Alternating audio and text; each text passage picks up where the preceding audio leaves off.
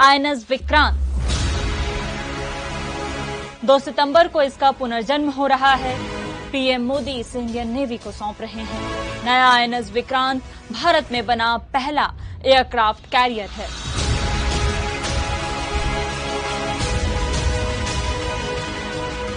INS Vikrant की कहानी शुरू होती है 4 मार्च 1961 से। उत्तरी आयरलैंड का बेलफास्ट भारत की उच्चायुक्त विजय लक्ष्मी पंडित ब्रिटेन से खरीदे गए एचएमएस हरक्यूलिस के डेक पर पहुंची। उन्होंने यहां इंडियन नेवी का झंडा फहराया। नेवी में शामिल होते ही इस एयरक्राफ्ट कैरियर का नाम रखा गया आईएनएस विक्रांत। 31 जनवरी 1997 को नेवी से रिटायर होने तक 36 सालों में आईएनएस विक्रांत ने देश की बड़ी सेवा की।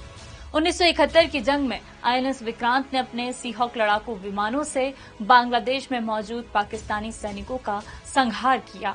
कारगिल जंग के बाद भविष्य के खतरों से निपटने की तैयारी हो रही थी।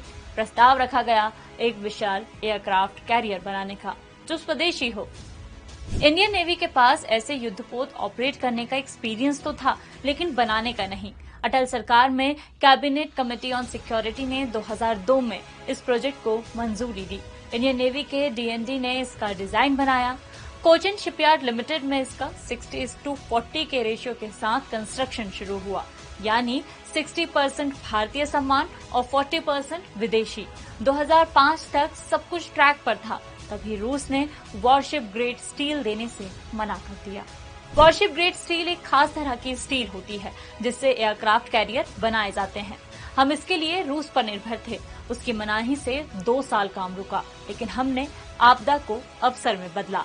इस बीच डीआरडीओ और स्टील अथॉरिटी ऑफ इंडिया ने मिलकर खुद का वॉरशिप ग्रेड स्टील डेवलप किया।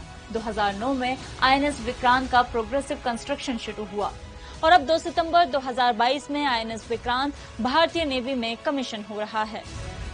ये 262 मीटर लंबा, 62 मीटर चौड़ा, 59 मीटर ऊंचा है। 2 फुटबॉल फील्ड के बराबर रनवे है।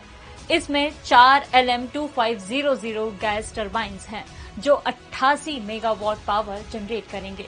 14 डेक हैं, 2200 compartments, multi speciality hospital, canteen के साथ मॉडर्न किचन भी, जहां 1 घंटे में 1600 लोगों का खाना बन सकता है। एक बार ईंधन भरने पर यह 45 दिन तक समुद्र में रह सकता है और वहीं इसे रिफिल भी किया जा सकता है।